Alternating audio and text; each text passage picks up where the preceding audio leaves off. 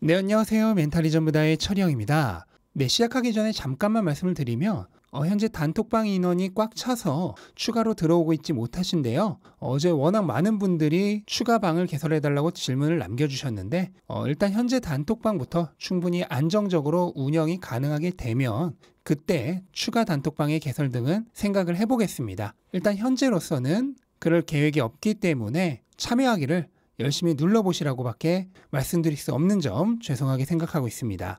네, 오늘 시장은 인플레이션에 대해 환호한 하루였습니다. 3대 지수 모두 강하게 올랐고 특히 나스닥은 3% 가까이 올랐습니다. 이유는 이미 앞에서도 말씀드렸죠? 인플레이션 때문입니다. 한국 시간으로 어젯밤 발표된 미국의 7월 소비자 물가가 기대치보다 낮게 나오면서 인플레이션이 서서히 꺾여가는 게 아니냐는 기대감을 주고 있습니다. 7월 CPI는 전년 대비 8.5% 상승으로 지난달 9.1% 상승에 비해 0.6%나 줄어들었고요. 시장 예측치였던 8.7% 상승보다도 낮았습니다. 변동성이 큰 식품과 에너지를 제외한 코어 CPI, 근원 물가도 1년 동안 5.9% 상승으로 지난달과 동일했고 시장 예측치였던 6.1% 상승보다는 적었습니다. 이렇게 전반적으로 물가가 안정된 모습이 확인이 되었고 무엇보다 예상치를 하회하는 모습을 보이면서 시장이 좋은 반응을 보인 것이라 생각하시면 되겠습니다. 하지만 아직까지는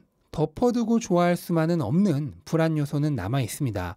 우선 7월에 물가가 하락하게 된 가장 큰 원인이 에너지 가격의 큰 하락에 있다는 점입니다. 유가의 하락은 경제 둔화와 코로나 증가로 인한 수요 감소 예상과 원유 생산국들의 증량 등 여러 가지 이유가 복합적으로 작용하고 있습니다. 하지만 겨울이 되면 다시 연료 사용량이 늘어나게 되는데 러시아가 충분한 에너지를 제공하지 않을 경우 급등할 가능성을 내포하고 있고요. 이 경우 인플레이션도 얼마든지 재상승할 수 있다는 위험성을 가지고 있습니다. 또한 미국 전역에서 인플레이션으로 인해 임대료가 꾸준하게 상승하고 있다는 점도 불안점입니다. 임대료는 물가지수에서 차지하는 비율이 굉장히 높기 때문에 급격하게 상승하는 임대료는 전체 인플레이션의 지속적인 상승 요인이 될 수 있기 때문에 주의가 필요하고요. 또한 임금 인플레이션이 여전히 진행 중임을 알아야 합니다. 지난주 발표된 고용지표는 여전히 미국의 고용시장이 초활황임을 증명했죠. 물론 고용시장은 전체 경제에 대한 후행성 지표이긴 하지만 어쨌든 3.5%의 역사적 수준까지 떨어진 실업률과 그로 인해 강하게 발생한 임금 인플레이션은 앞으로도 물가가 꺾이는데 지속적인 장애물이 될 수 있습니다. 결정적으로 이 모든 걸 감안한 근원 인플레이션이 아직 꺾이지 않았다는 사실입니다. 근원 인플레이션은 전년 대비 5.9% 상승으로 지난달과 같고요. 전월 대비로 보면 오히려 0.3% 증가했습니다. 추세를 보더라도 3월에 정점을 찍고 꺾이기는 했지만 최근에는 거의 변동이 없는 모습이 포착되고 있습니다. 이러한 모든 점을 감안했을 때 아직 섣불리 인플레이션이 잠잠해졌다고 단언할 수는 없는 상황이고요. 겨울이 다가오면서 에너지 가격이 상승하기 시작하면 얼마든지 다시 오를 가능성도 있다고 보입니다. 따라서 현재까지의 상황만 보고 연준이 금리 인상 속도를 제한할 것이란 예측은 하기가 어렵습니다. 실제로 어제 물가 발표 이후 찰스 에반스 시카고 연은 총재는 7월 CPI가 긍정적이지만 여전히 인플레이션이 강하다라며 기준금리를 올해 3.5%까지 내년에는 4%까지 올릴 필요가 있다면서 매파적인 발언을 했습니다. 하지만 이런 우려와는 달리 현재 시장 참여자들이 예상하는 금리 인상 속도는 조금 누그러들었습니다. 원래 9월에 0.75%의 금리 인상을 예상하던 의견이 7대 3 정도로 많았는데요. 현재는 0.5% 금리 인상의 의견이 더 많아졌습니다. 다만 이번 금리 인상기의 최고 금리는 여전히 3.5에서 3.75%로 보고 있고요. 내년 5월부터 금리 인하가 시작될 것으로 예상되고 있어 결국 시장이 이미 3% 후반까지의 금리 인상은 모두 시야에 넣어두고 이제는 금리 인하에 다시 관심을 가지고 있다는 점은 변함이 없는 것 같습니다. 이렇게 금리에 대한 기대가 점점 낮아져감에 따라서 장기 국채 수익률은 여전히 낮은 수준을 유지하고 있습니다. 2.8%를 전후로 왔다 갔다 하며 주식시장에는 긍정적인 영향을 주고 있고요. 단기 국채 수익률도 9월 금리 인상폭 축소의 예상에 따라 하락을 했지만 여전히 장기 국채 수익률보다는 높아서 장단기 금리는 역전된 상태가 지속되고 있습니다. 달러 인덱스는 소비자 물가 발표 이후 1% 이상 급락했습니다. 금리 인상 전망이 약해지며 달러의 다른 통화 대비 가치가 하락한 것이죠. 그리고 달러의 가치 하락은 모든 달러 표시 자산의 가치 상승으로 이어집니다. 달러는 가만히 놔둬도 영원히 하락을 하죠. 여기에 대해서는 수천 번 말씀드렸습니다. 영원히 하락을 지속하던 달러가 이번 금리 인상기에 잠깐 반등한 것에 불과합니다.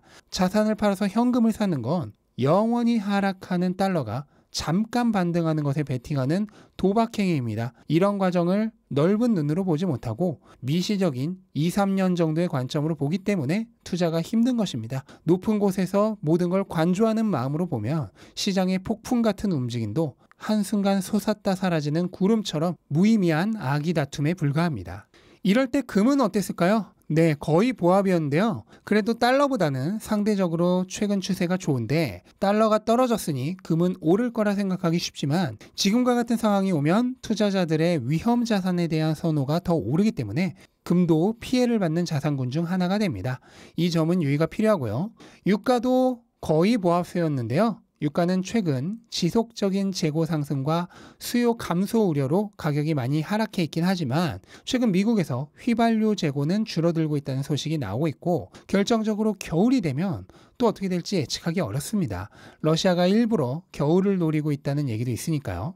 결국 인플레이션의 향후 향방을 가를 중요한 열쇠가 될 유가의 흐름이 투자자들이 가장 주목하는 지표 중 하나가 되지 않을까 생각이 됩니다. 암호화폐 시장은 금과는 반대로 당연히 상승을 했죠. 특히 소비자 물가 발표 직후에 상승폭이 컸고요. 비트코인보다는 이더리움의 상승폭이 무섭습니다. 이더리움은 9월에 머지 업그레이드와 같은 이더리움 2.0으로의 전환과 관련된 개별 호재가 작용하고 있는 것으로 보이고요. 다만 이런 호재에 대한 시장 기대는 미리 선반영이 되었다가 막상 반영 이후 뉴스에 팔아라가 나오는 패턴이 많기 때문에 추세를 보며 거래하려는 투자자라면 주의가 필요할 것으로 생각이 되고요. 주요 빅테크 기업들은 모두 올랐습니다. 애플, 마소, 애플, 마이크로소프트, 구글, 아마존 모두 2, 3%대의 강력한 상승을 했고 특히 어제 일론 머스크가 주식을 매도한 것이 알려져 모두의 걱정을 샀던 테슬라는 4% 가까이 상승하는 강력한 모습을 보였습니다. 일론 머스크가 이번에는 주식을 더 이상 팔지 않을 것이라 밝혔고 트위터와 관련된 오래된 불안감도 정리가 되는 모습이었기 때문에 머스크의 주식 매도를 악재로 받아들였다기보단 악재의 해소로 받아들인 것으로 생각이 됩니다. 또한 주식 분할 이슈가 8월 24일까지는 계속될 것이기 때문에 그 기간 동안에는 강세를 유지할 가능성이 있고요. 어찌되었든 중요한 건 이런 단기적 이벤트와 이슈로 인해 거래를 해서는 안 된다는 사실이죠. 소액 정도는 재미로 해도 괜찮지 않냐 그럴 수 있는데 결국 무서운 건 습관입니다. 이런 단기적인 흐름에서 이익을 얻으려고 하는 습관은 결국 도박적인 투자 습관으로 자리 잡기 때문이죠. 누구나 처음에는 작게 시작합니다. 바늘도둑이 소도둑이 될 뿐이죠. 네, 그리고 디즈니가 예상을 깨고 호실적을 발표하면서 애프터마켓에서 크게 상승하고 있습니다. 본장에서의 상승까지 감안하면 하루 만에 10% 넘게 상승 중입니다. 디즈니는 매출과 순이익 모두 예상치를 뛰어넘었고요. 특히 주목을 받고 있는 디즈니 플러스의 가입자 증가가 예상하던 1,000만 명을 압도적으로 뛰어넘은 1,440만 명으로 나오면서 시장이 환호했습니다.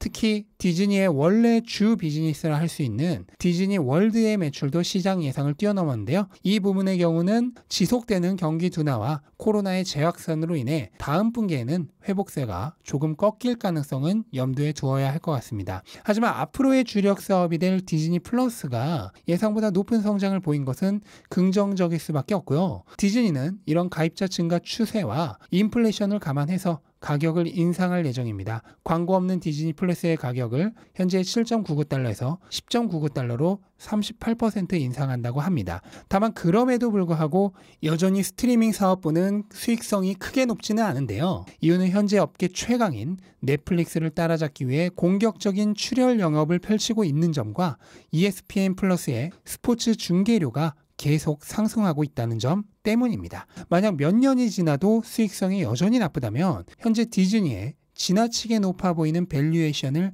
감당하기 어려울 것으로 보입니다. 현재 디즈니의 이 높은 밸류에이션은 향후 스트리밍 비즈니스의 강한 수익 성장을 기대하고 프리미엄이 형성되어 있는 부분이기 때문에 앞으로의 성장성을 주목해서 봐야 할 것 같습니다. 네, 이렇게 오늘의 시장을 한번 정리해 드렸고요. 오늘 영상은 이것으로 마치도록 하겠습니다. 영상 도움되셨다면 구독과 좋아요 부탁드리고 즐거운 하루 되시기 바랍니다. 감사합니다.